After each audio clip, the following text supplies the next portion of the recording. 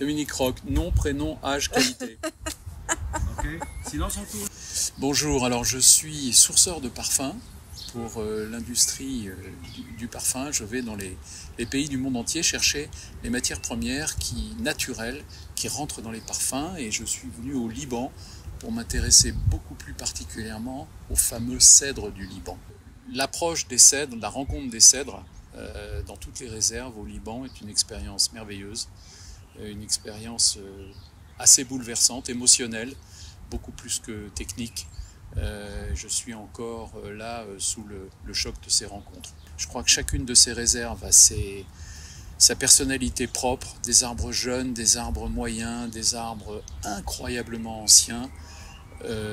Chaque nouvelle réserve est une découverte, et c'est comme si on redécouvrait le cèdre à chaque fois pour la première fois. Est-ce que le cèdre est un arbre ou est-ce qu'il est un peu plus que ça? Et très souvent on dit qu'il va au-delà et qu'il est divin, que c'est l'arbre choisi, l'arbre élu. On peut sentir ça, on peut ressentir quelque chose comme ça.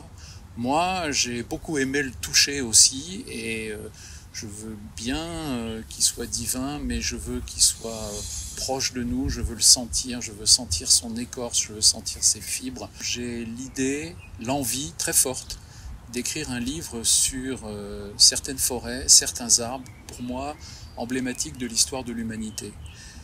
Dans cette recherche, dans cette quête, le cèdre du Liban est tout en haut.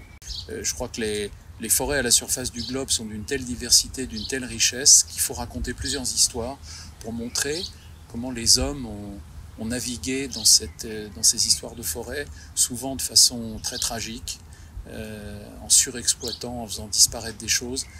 Et puis avec aussi des très belles histoires de comment on travaille à la reconstitution de ce qui a disparu, parce que les forêts sont insubmersibles.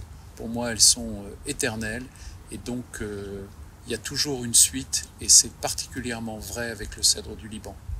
Dans un océan de moments forts, je vais peut-être